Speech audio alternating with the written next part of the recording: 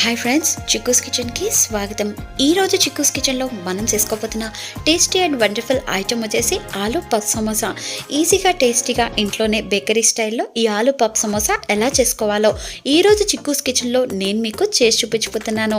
ఇంకెందుకు ఆలస్యం ఫ్రెండ్స్, ఈ ఆలూ పఫ్ సమోసాకి కావాల్సిన తయారీ విధానం చూసుకోబోయే ముందు చిక్కూస్ కిచెన్కి లైక్ చేయండి, సబ్స్క్రైబ్ చేయండి, షేర్ చేయండి, బెల్ ఐకాన్ని క్లిక్ చేయడం మాత్రం అస్సలు మర్చిపోకండి ఫ్రెండ్స్. ఇప్పుడు మనం ఈ ఆలూ పఫ్ సమోసాకి కావాల్సిన తయారీ విధానం చూసిద్దామా. మరి ముందుగా పిండి కలుపుకోవడానికి ఒక గిన్నె తీసుకోండి. 2 కప్పుల వరకు మైదా పిండిని వేసుకోండి. మైదా పిండి వేసుకున్న తర్వాత 1/2 కప్పు వరకు ఆయిల్ని యాడ్ చేయండి. 1/2 కప్పు వరకు ఆయిల్ వేసుకున్న తర్వాత 1 టీ స్పూన్ షుగర్, రుచికి సరిపడా సాల్ట్ వేసుకోండి.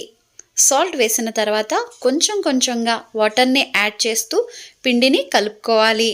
మనకి పిండి అనేది కొంచెం గట్టిగానే కలుపుకోవాలండి. ఎలా కలుపుకోవాలంటే చపాతీ పిండి కన్నా కొంచెం గట్టిగా కలుపుకుంటే సరిపోతుంది. చూస్తున్నారు కదా ఫ్రెండ్స్, ఈ రకంగా కలుపుకొని ఇప్పుడు మనం మూత పెట్టేసుకుని పక్కన ఉంచుకుందాం. ఈలోపు మనం గ్రేవీ రెడీ చేసుకుందాం. ముందుగా కడాయి తీసుకుని కడాయిలో 1/2 కప్పు వరకు ఆయిల్ వేసి 1 కప్పు వరకు క్యాబేజ్ని వేయండి. 1 కప్పు వరకు క్యాబేజ్ని వేసిన తర్వాత ఇప్పుడు మనం ఆనియన్స్ని 1 కప్పు వరకు వేసుకుందాం. 1 కప్పు ఆనియన్స్ వేసుకున్న తర్వాత ఇప్పుడు మనం 2 కప్పుల వరకు బంగాళదుంప ముక్కలని వేసుకోవాలి. 2 కప్పుల వరకు బంగాళదుంప ముక్కలని వేసుకున్న తర్వాత 1/2 కప్పు వరకు పచ్చిమిరపకాయ ముక్కలని వేసుకోండి. 1/2 కప్పు వరకు పచ్చిమిరపకాయ ముక్కలు వేసి మరో నిమిషం పాటు బాగా కలపండి. ఈ రకంగా కలిపిన తర్వాత 1/2 కప్పు వరకు బటర్ని వేసుకోండి. బటర్ వేసుకున్న తర్వాత చిటికెడు జీలకర్రని వేసుకోండి. చిటికెడు జీలకర్రని వేసుకున్న తర్వాత ఇప్పుడు మనం టీ స్పూన్లో 1/2 స్పూన్ వరకు పసుపుని వేసుకోవాలి.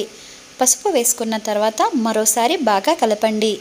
ఈ రకంగా కలిపిన తర్వాత 1 టీ స్పూన్ వరకు ధనియాల పొడిని వేయండి. 1 టీ స్పూన్ ధనియాల పొడి వేసిన తర్వాత స్పైసీకి తగ్గట్టు కారాన్ని వేయండి. కారాన్ని వేసిన తర్వాత రుచికి తగ్గట్టు సాల్ట్ని యాడ్ చేయాలి. రుచికి తగ్గట్టు సాల్ట్ని యాడ్ చేసిన తర్వాత మరోసారి బాగా కలపండి. 2 స్పూన్ల వరకు టమాటో సాస్ని వేసుకోవాలి. టమాటో సాస్ని వేసుకున్న తర్వాత మరోసారి బాగా కలపండి. ఈ రకంగా కలిపిన తర్వాత ఇప్పుడు మనం స్టవ్ని లో ఫ్లేమ్లో అడ్జస్ట్ చేసుకుని మూత పెట్టుకుని ఉంచుకోవాలి. 5 నిమిషాల తర్వాత మూత తీయండి. ఇప్పుడు మనకి బంగాళదుంపలు అనేవి బాగా ఉడికిపోయి ఉంటాయి. ఇప్పుడు స్టవ్ ఆఫ్ చేసుకుని గ్రేవీని చల్లార్చుకోవాలి. గ్రేవీ చల్లారేలోపు ఇప్పుడు మనం పిండిని మరోసారి బాగా కలుపుకుందాం. పిండిని బాగా కలుపుకున్న తర్వాత 4 భాగాలు చేసుకోవాలి. 4 భాగాలు చేసుకున్న తర్వాత ఇప్పుడు మనం రౌండ్ షేప్లోకి చేసుకుని కొంచెంగా పొడి పిండిని వేసుకుని చపాతీలని రెడీ చేసుకోవాలి. మనకి చపాతీలు అనేవి చాలా సన్నగా ఉండాలండి, లావు ఉండకూడదు. ఎందుకంటే మనకి కరకరలాడాలి కాబట్టి చాలా సన్నగా తిక్కుకోవాలి. ఇప్పుడు మనం ఈ రకంగా అన్ని చపాతీలని తిక్కుకోవాలి. ఈ రకంగా తిక్కుకున్న తర్వాత ముందుగా నేను మైదా పిండిలో వాటర్ వేసి ఆయిల్ వేసి కలిపి ఉంచుకున్నాను. ఈ వాటర్ని మనం చపాతీ మొత్తానికి కూడా రాసుకోవాలి. ఇప్పుడు మనం ఈ చపాతీ పైన మరొక చపాతీని కూడా పెట్టుకోవాలి.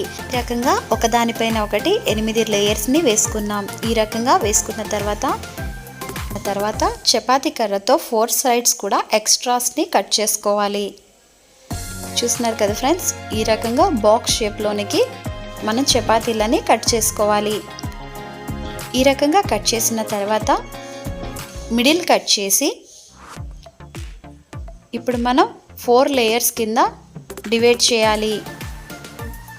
చూస్తున్నారు కదా ఫ్రెండ్స్, ఈ రకంగా 4 లేయర్స్ కింద కట్ చేసుకోండి.